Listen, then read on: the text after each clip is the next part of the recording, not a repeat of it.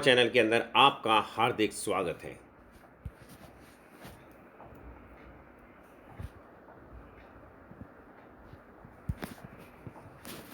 तो आज हम आपके लिए लाए हैं डिफरेंट चीज़ जो डिफरेंट है, यानी कि इन्वेस्टमेंट आइडियाज़ एंड टिप्स। जो डिफरेंट डिफरेंट आइडियाज़ हैं कि इन्वेस्टमेंट कैसे किया जाए, किन चीज़ों में किया जाए जिससे हम ज़्यादा से ज़्यादा रिटर्न हमको मिल सके। तो सबसे पहला है म्यूचुअल फंड। देखो, आपने अभी बहुत ज़्यादा ट्रेंड के अंदर है कि म्यूचुअल फंड आपने कई जगह सुना होगा, आपने कई एडवर्टीजमेंट्स देखे होंगे, यारों दोस्तों से सुना होगा, कभी कहीं बैठे हैं तो उनमें बात चल रही होगी। कई बार बैंक एम्प्लॉयज़ ने या बैंक के जो भी आपसे कभी कोई मिलते हैं या बैंक में विजिट करते हैं तो भी आपको बताया गया, वो उन्होंने एडवाइस दी होगी आप म्यूचुअल फंड के अंदर इन्वेस्ट कीजिए।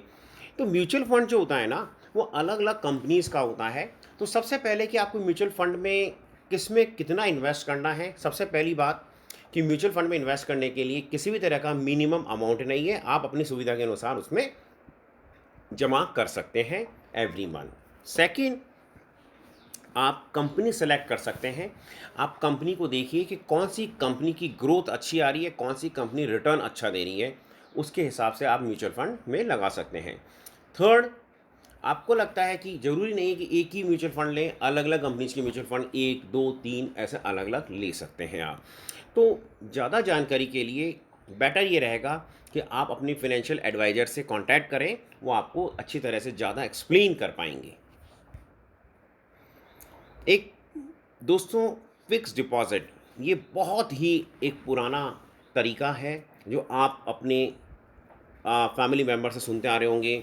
अगर आप देखे होंगे तो आपके दादाजी भी इस बारे में बात करते होंगे, पिताजी भी करते होंगे, और आपके फ्रेंड्स और आपके जो मिलने वाले हैं उनके साथ में अपन जब बैठते हैं तो नॉर्मली बात चलती है कि आपने एफडीज़ कराई कि नहीं। एफडीज़ मतलब जो एक कॉमन नेम के जाना जाता है कि फ़िक्स डिपॉज़िट। अब इसमें होता क्या है, इसमें अलग अलग रहता है टर्म कितनी है, यानी आप इसमें आपके आपके पास में बहुत सारे ऑप्शंस हैं। आप कितने टर्म के लिए जाना चाहते हैं, 1 साल के लिए, 7 डेज़ के लिए, 6 महीने के लिए, 5 साल के लिए, उसके हिसाब से जो बैंक्स हैं वो इंटरेस्ट रेट डिसाइड करते हैं, इंटरेस्ट देते हैं आपको। अब होता क्या है, इसमें भी आपको देखना है, जैसे सीनियर सिटीजन्स के लिए एक अलग बना हुआ है, उनको जैसे 0.25 या कुछ परसेंटेज ज़्यादा मिलता है। सेकंड, आप अलग अलग बैंक्स को सेलेक्ट करिए। कुछ बैंक्स जो है उनकी इंटरेस्ट रेट ज़्यादा रहती है, तो आप देखिए कि आपको किस में कौन से बैंक में जाना है। सेकंड आता है एनबीएफसीज। ये नॉन बैंकिंग फाइनेंस कंपनीज रहती हैं। आपको ये देखना होता है कौन सी कंपनी का जो रिटर्न अच्छा आ रहा है, कौन सी कंपनी का जो मार्केट में आपका मार्केट कैप उनका अच्छा चल रहा है, उनकी मार्केट में अच्छी रेटिंग है, उसके हिसाब से आप पर्टिकुलर कंपनी के अंदर चाहें तो उसके अंदर भी एफडीज़ ले सकते हैं। इसके अलावा जो बड़ी-बड़ी कंपनीज़ हैं, जो वो भी कई बार बीच-बीच के अंदर अपने मतलब इंटरेस्ट रेट के एफडीज़ को अनाउंस करती हैं कि हम 3 साल के लिए आपको देंगे, 3 साल के लिए आप कराते हो इतना परसेंटेज देंगे। आपको लगता है कि कंपनी की ग्रोथ अच्छी चल रही है, आपको लगता है इस कंपनी के अंदर हमको एफडी करानी चाहिए, तो उसमें भी आप जा सकते हैं, लेकिन फाइनेंशियल एडवाइज़र से ज़रूर कॉन्टैक्ट करें। अब आता है पॉलिसीज़।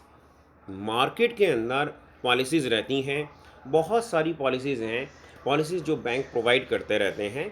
जैसे बैंक क्या करते हैं, जैसे आप देखेंगे तो कुछ पॉलिसीज़ जो होती हैं वो मार्केट लिंक्ड रहती हैं, कुछ ट्रेडिशनल रहती हैं। अब मार्केट लिंक्ड जो पॉलिसीज़ होती हैं ना, उसमें रिटर्न मिलने की संभावनाएँ पॉसिबिलिटीज़ ज़्यादा रहती हैं, लेकिन जो ट्रेडिशनल रहती हैं उनमें कम होती है, लेकिन उसमें फ़िक्स मिलेगा ही मिलेगा। ये रहता है कि मान लो कंपनी ने आपको ये बताया कि इस पर्टिकुलर पॉलिसी को आप कराएंगे, इस पर्टिकुलर पीरियड के बाद में इतना परसेंटेज आप इंटरेस्ट के साथ में मैच्योरिटी वैल्यू आएगी तो आएगी आएगी। और जो मार्केट लिंक्ड है उसमें जो है थोड़ी रिस्क बनी रहती है, वो मार्केट के उतार चढ़ाव के हिसाब से बनती है। तो जनरली बढ़ भी सकता है, कम भी हो सकता है, वो डिपेंड करेगा मार्केट के हिसाब से। तो बहुत सारी पॉलिसीज़ हैं, बहुत सारी कंपनीज़ जो हैं डिफरेंट डिफरेंट पॉलिसीज़ लेके बाज़ार में उतरी हुई हैं। आप देखिए कि कौन सी पॉलिसीज़ में आपको अच्छा रिटर्न मिल रहा है, किसका जो ग्रोथ है अच्छी आ रही है, उसके अकॉर्डिंग आप पॉलिसी करा सकते हैं।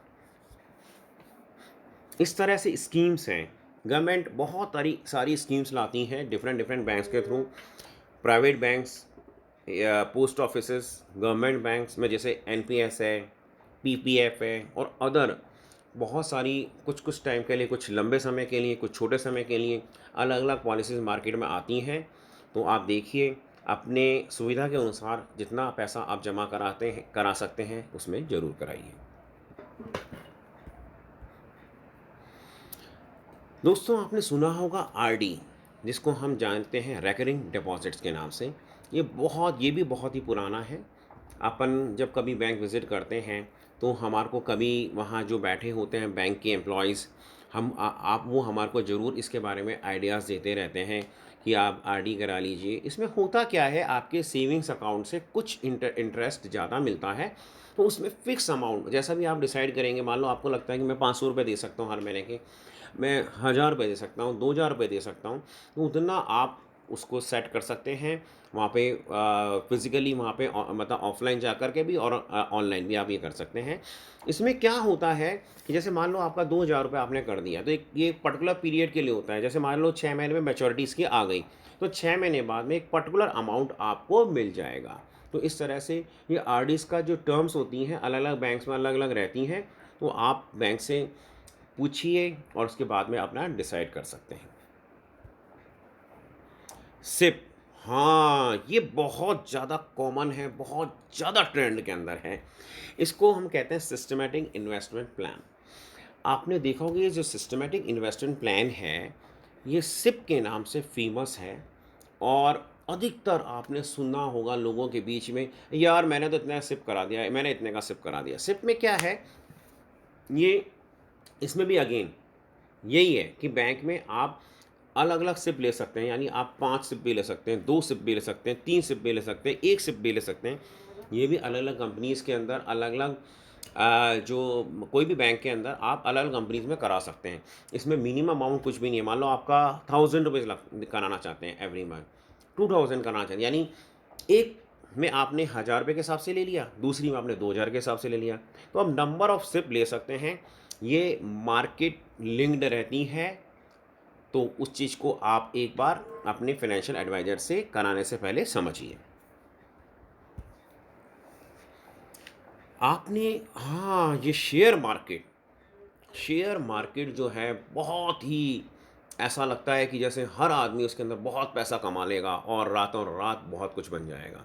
देखिए, शेयर मार्केट एक बहुत ही अपनी ओर अट्रैक्ट करने वाला मार्केट है।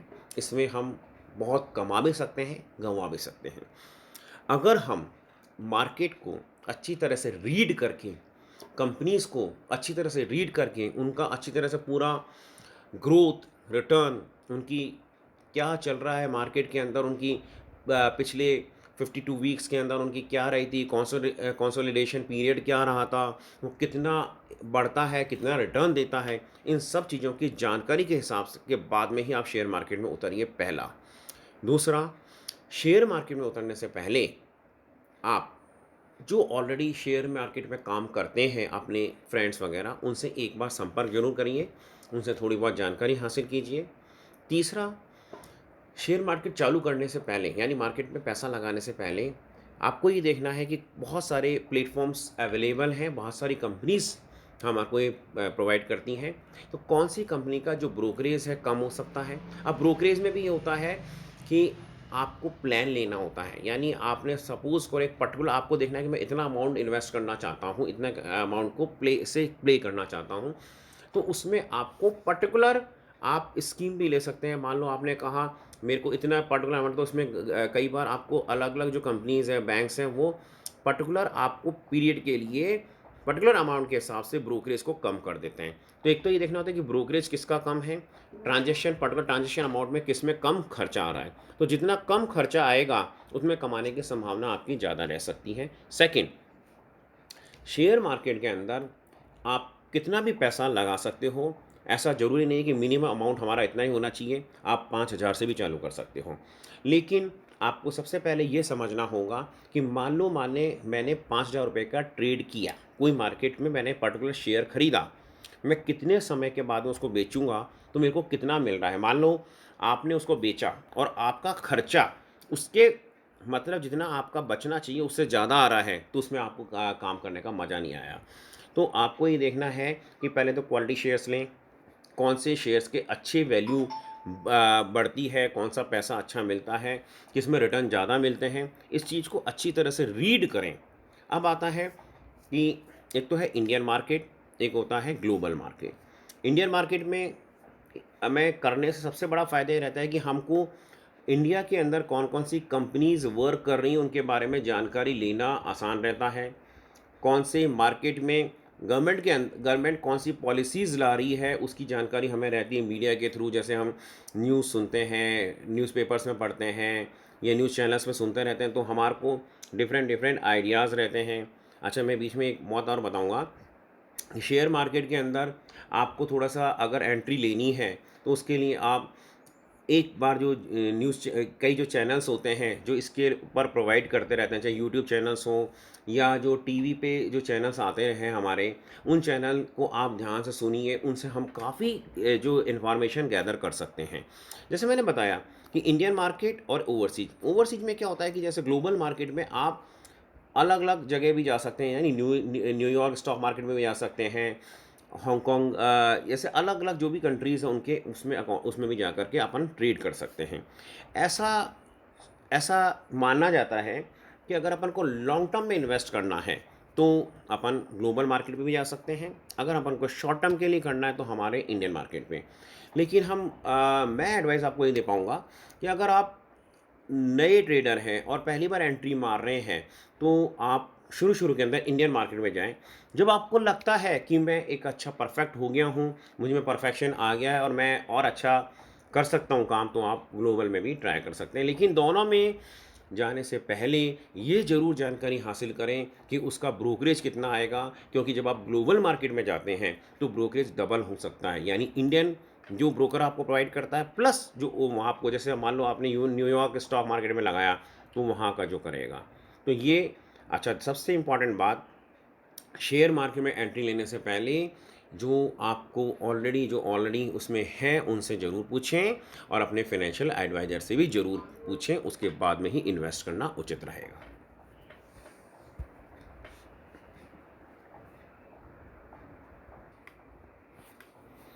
तो अब नेक्स्ट आता है करेंसी। देखो, आपने करेंसी में फ्लक्चुएशन देखा होगा, अलग अलग करेंसी चलती है, जैसे यूएस डॉलर जब सबसे ज़्यादा कॉमन जो जिसमें लोग ट्रांजेक्शन्स करते हैं, जिसमें ट्रेड करते हैं या जिसमें प्ले करते हैं, वो है यूएस डॉलर्स। बाकी यूरो या अदर्स में भी रहता है, क्योंकि जो करेंसी का जो उतार चढ़ाव चलता रहता है, तो आपने देखना होता है कि आज डॉलर रुपीज़ के अगेंस्ट में कितना मजबूत रहेगा, कम होगा, ज़्यादा होगा, ये अपन को देखना होता है कि उस हिसाब से। तो इसमें भी एक बार आप एंट्री मार सकते हो, लेकिन इसमें भी वही मैं आपको कहूँगा कि एक बार प्रॉपर जानकारी के साथ ही एंट्री लें। फिर आता है, देखो ये कितना अच्छा एक वो है कॉमोडिटी। आपने बहुत पुराने समय से सुना होगा, अपने फादर्स फादर्स सारा आप भी सुनते आ रहे होंगे कि वो गोल्ड में उन्होंने इन्वेस्ट किया था। ऐसे सुनाते हैं कि हमारे ज़माने में तो गोल्ड है ना इतने रुपए का आया करता था। अरे भाई, कितने का आया करता था? अरे हमारे ज़माने में तो 5, इतने बहुत कम में इतना ग्राम्स गोल्ड आता। आज हम अगर कंपेयर करते हैं तो गोल्ड को अगर आप देखोगे तो बहुत डिफरेंसेस आ जाते हैं उसके अंदर। तो देखो फ्रेंड्स, मैं आपको ये बताऊंगा कि आप अलग अलग मेटल्स में, जैसे गोल्ड में, सिल्वर में, मेटल्स में अलग अलग आप इन्वेस्ट कर सकते हो, गोल्ड में भी, सिल्वर में भी या और दूसरे मेटल्स के अंदर। आपको लगता है किस मेटल के अंदर कितना हो सकता है ऐसे, तो सबसे ज़्यादा जो चलता है वो गोल्ड एंड सिल्वर चलता है। अब जैसे गोल्ड को अपन देखें तो गोल्ड आजकल अभी गवर्नमेंट ने निकाल रखा है कि इन्हें सुवरेन बॉन्ड के रूप में, कि आप उसमें आपको कुछ भी नहीं करना, गोल्ड की वैल्यू के पर्टिकुलर डे पे जितना गोल्ड की वैल्यू थी वो आपको फिजिकल बॉन्ड के रूप में मिल जाएगा। वो आप रखेंगे और पर्टिकुलर पीरियड में जब वो मैच्योरिटी लेवल आएगी, जो भी उसके अंदर रहता है उसके हिसाब से पेमेंट आपको जो है आपके ऑनलाइन आपको ट्रांसफ़र हो जाता है। डिजिटल गोल्ड के अंदर क्या रहता है, डिजिटल गोल्ड में ये क्या रहता है, कुछ कंपनीज़ हैं जो आपके नाम से गोल्ड को खरीदेंगी। मतलब आपको ये जो मैं आपको सुवेरेन बॉन्ड बता रहा हूँ या डिजिटल गोल्ड बता रहा हूँ, उसका सबसे बड़ा प्लस पॉइंट ये है कि आपको पैसा लेके नहीं जाना, ये ऑनलाइन हो रहा है, पहली बात। आपको किसी तरह की कोई टेंशन नहीं है कि इस गोल्ड को उठा के कहाँ रखें, लॉकर में रखें, लॉकर में जगह भर जाएगी या लॉकर में जगह नहीं रहेगी या लॉकर का पैसा एक्स्ट्रा लगेगा, या कोई टेंशन नहीं रहती है इसके अंदर कि इसको हम रखें कहाँ, इसको रखने का टेंशन ही नहीं है। ठीक है ना, क्योंकि जो बॉन्ड है वो गवर्नमेंट के पास में एक तरह से फिजिकल फॉर्म में क्या फिजिकल बॉन्ड के रूप में गवर्नमेंट के पास में है वो। इसी तरह से जो डिजिटल गोल्ड है, ये कुछ कंपनीज होती हैं जो आप अलग अलग प्लेटफॉर्म के थ्रू, जैसे बैंक्स हैं, उनके थ्रू आप डिजिटल गोल्ड में इन्वेस्ट कर सकते हो। उसमें जो पर्टिकुलर वैल्यू होती है, तो वो पर्टिकुलर कंपनीज आपके नाम से, आपने कहा जैसे 10 ग्राम, वो 10 ग्राम खरीद लेगी और वो आपके नाम से वो खरीद के अपने अपने लॉकर्स में रखती है। जब आपको वापस सेल करना होता है, जो भी टाइम रहता है उनका पीरियड, उसमें आपको उसके हिसाब से आपको पेमेंट मिल जाता है। तो और फिजिकल गोल्ड, ये तो बहुत ही कॉमन है, जिसके अंदर ये रहता है कि आप गए बाज़ार में और गोल्ड ख़रीदा और आए और अपने पास में रख लिया, चाहे अपने घर पे रखा, बैंक में रखा। लेकिन इसमें फिज़िकल गोल्ड के अंदर रिस्क सबसे ज़्यादा है, क्योंकि उसके अंदर हमारे को उसकी सुरक्षा करनी होती है। लेकिन जो बॉन्ड है और जो डिजिटल गोल्ड है, उसमें हमारे को सुरक्षा की कोई चिंता नहीं है। तो आप देखिए कि आप क्या करना चाहते हैं, वो आप कर सकते हैं। अब आता है एनसी टैक्स। एनसी टैक्स में भी कई जने इन्वेस्ट करना पसंद करते हैं। जैसे इसमें क्या होता है, एनसी टैक्स में अलग अलग रहता है। जैसे पल्सेस है कि दालों का क्या भाव ऊपर नीचे होगा, जो दूसरे अनाज का भाव क्या रहेगा, कॉटन का क्या रहेगा, शुगर केन का क्या रहेगा, तेल कितना ऊपर नीचे होगा, ग्वार कितनी ऊपर नीचे होगी। तो इसके अंदर आप अगर जाना चाहें तो मैं आपको ये बताऊंगा कि इसमें प्रॉपर जानकारी होना बहुत ज़रूरी है। अगर आपको प्रॉपर जानकारी है तो इसमें एंट्री लीजिए, नहीं है तो आप इसको अवॉइड भी कर सकते हैं। और आपको लगता है अवॉइड करना नहीं है, मैं जानकारी हासिल कर सकता हूँ, तो ज़रूर इसके अंदर एंट्री लीजिए। लेकिन इसमें एंट्री लेने से पहले इसके बारे में प्रॉपर जानकारी ज़रूर प्राप्त करें। प्रॉपर्टी प्रॉपर्टी प्रॉपर्टी जो है ना, ये भी आपको, देखो आपने सुना होगा, ये भी बहुत ही पुराना मेथड चला आ रहा है हमारे।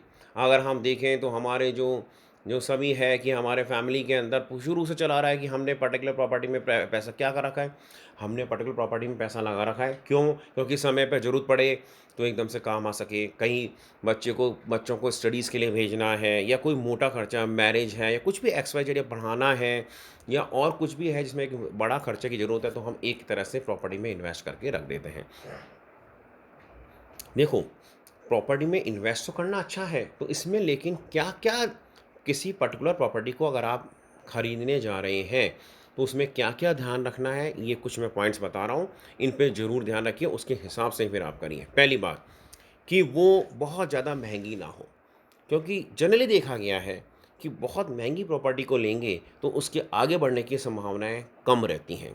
मैं ये नहीं कहूँगा कि नहीं रहती हैं, कभी-कभी डिमांड के अकॉर्डिंग रहता है कि जो बहुत महंगी है वो बहुत ज़्यादा महंगी और बिक सकती है। लेकिन नॉर्मली ट्रेंड ये रहता है कि हम अगर हल थोड़ी सस्ती प्रॉपर्टी लेंगे तो उसके बढ़ने की संभावना रहती है।